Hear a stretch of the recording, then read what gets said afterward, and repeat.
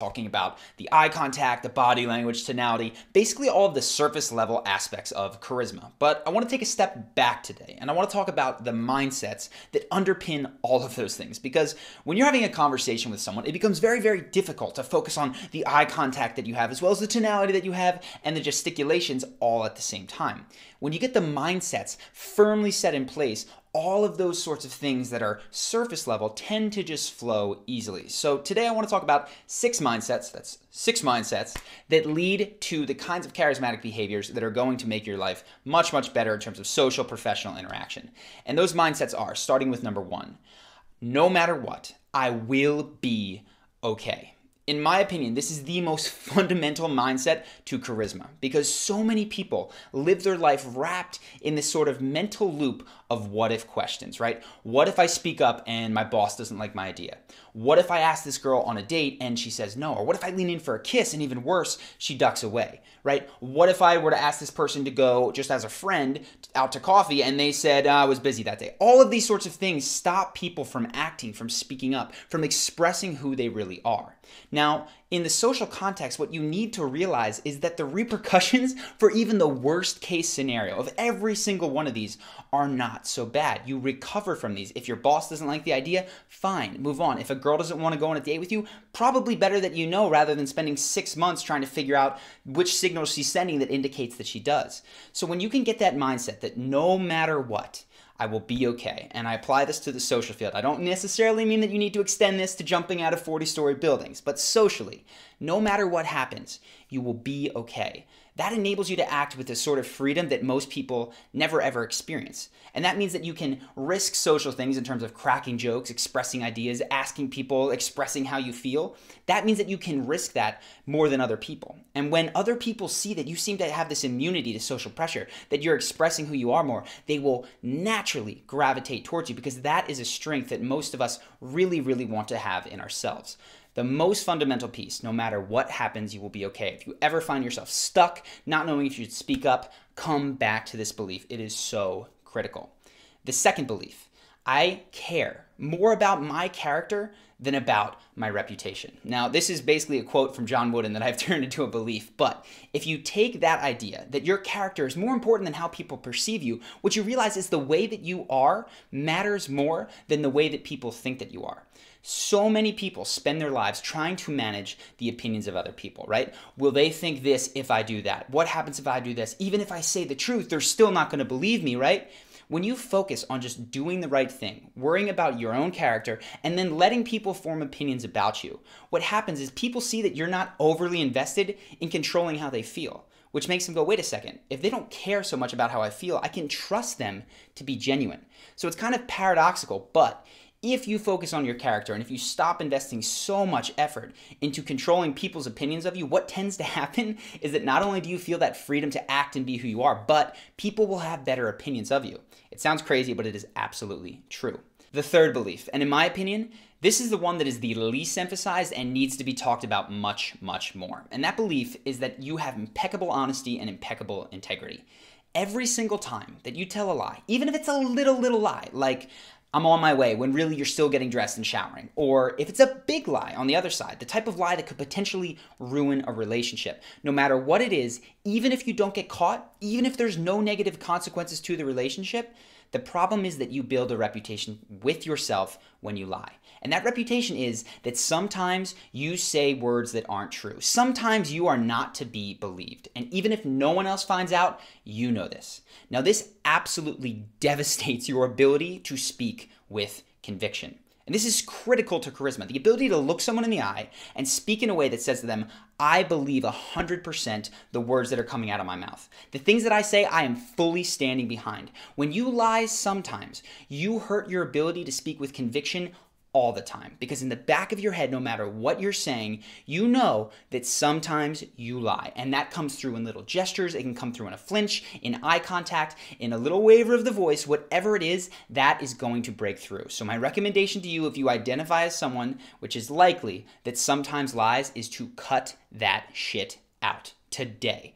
And the truth is, there's going to be a penalty to pay, right? If you've started building a life that is predicated on a handful of convenient lies that might have seemed worth it at the time, walking them back and exposing the truth can hurt. my advice when I get questions about this, 90 to 99% of the time, is to do it anyway. Are there situations around the periphery where it is just not worth it, where somebody's on their deathbed and you don't need to tell them that you don't believe in God because they do believe in God? Sure, there are times that fall under that circumstance, but for 90 to 9% of those situations where you're not sure, should I tell the truth, shouldn't I? The answer, even if it's damaging to that relationship, is yes. Because if you don't tell the truth, you are crushing your own self-esteem, you are crushing your ability to speak with conviction and to form genuine relationships in your life. So that is a huge, huge belief, and it requires action. The fourth belief is that you do not need to convince any individual of any particular belief, action, anything. You don't need to convince anyone. And I know this sounds crazy coming from this channel because if you've seen some of our other videos, we talk about how to be more persuasive, how to get people to want to do the things that you might like them to do. So how do those two things square together? The idea behind those persuasive videos, how to be more persuasive, is that what you're learning how to do is to make your asks more persuasive, is to increase the odds that someone wants to do the things that you would like them to do. But the idea is not that you repeat that cycle over and over and over again and badger someone trying to make them do the things. You never need anyone to do anything. You are simply asking them. Now, where people run into trouble is when they have relationships in their life that they feel like they absolutely need to get someone to work a certain way. They need the boss to feel a certain way. They need a boyfriend or girlfriend to behave a certain way, or a particular boy or girl to like them back so they can date. They need a family member to change their behavior. Then you enter into neediness. Then you are entering into trying to convince when you've gone back and forth over the same issue many, many, many times. What happens then is that your charisma is, one, destroyed because you need something from that person. The charismatic person simply asks and then decides, okay, if the answer is yes, great. If the answer is no, can I deal with this person and this relationship in this way? Is that acceptable to me? Or do I need to filter this person and this relationship out? This can be very, very hard. I recognize this when you're talking about old friends, family members. This can be tough. But if someone is not treating you the way that you'd like to be treated, the answer is not to engage in this repetitive battle to try to force them to be something that they don't want to be. The answer is either to accept that that relationship is going to remain the way it is, or to filter them out of your life. And I realize that can be hard, but once you start filtering those periphery relationships, maybe those old friends that don't treat you the way you'd like to be, those old friends that don't push you in the way that you'd like to be pushed, or that look at new hobbies and new endeavors with a discouraging eye, when you start to filter those out, you start to make room for the type of people that are going to lift you up. So really, not convincing people and entering into that filtering mindset is so, so important. The fifth mindset for charisma is that charisma and you need to start communicating your purpose more proactively. I know that a lot of people spend a lot of their lives engaged in small talk, right? And people ask you what you do, where you're from, and you wind up with the same rote answer telling them job title, this, that, yeah, it's great, oh, we went on vacation, blah, blah, blah. Charismatic people have a purpose that they are fired up by, and while they're not going to shove it down your throat, when it comes up in conversation, what you do, they are willing, they are eager, they will tell you what their purpose is. And I realized this, I remember I was watching an episode of The Buried Life, which if you don't know it, these four guys who had this really long bucket list, and they would go through the bucket list doing these amazing things, play basketball with Obama, right? And then they'd help other people do items on their bucket list. And one of the ways that they got to actually play basketball with Obama is by walking around the streets of Washington, D.C. and just telling people, hey, we've got this list. On this list is we want to play basketball with Obama. Can you help us? And before they knew it, within days, they were in senator's office. They were making calls to Obama. Long story short, months later, Obama sees the TV show on MTV, invites them in, and they get that dream, right? This incredible thing happens, but only because they've repeatedly put it out there. This isn't the secret. This isn't the universe hearing. This is other human beings hearing, being inspired by that message, being inspired by that desire, and then helping them. So make sure to put your purpose out there into the world. The sixth mindset is that you need to start going first. And in the book, Charisma on Command, I exploded this out into 6 different beliefs. But the truth is it can be boiled down. Go there first. Be the first person to extend praise in a group of people that are not very comfortable doing that. Be the first person in a new group of strangers who cracks a joke. Be the first one in a new group who is talking, who shares something vulnerable. Right? When you are the person who is leading the group towards areas where you can connect more, whether that means being fun, extending praise, being vulnerable, all of those things signify leadership to other people. They signify bravery because you're doing that thing that other people are nervous to do. And when you do that, you naturally are going to become the type of person that other people want to be around. And what you've found, I'm sure in your own life, is that you'll be in a group of people, it'll be very solemn, one person will crack a joke. and then somebody else feels comfortable, they'll crack a joke, and all of a sudden the whole group dynamic has shifted. The same thing happens with vulnerability. Somebody opens up and shares a story about their life, and the next thing you know, you're going back and you're connecting on a level that was previously not available. People remember who the first person to do that was, and it makes them so much more endearing because they are the one taking the social risk.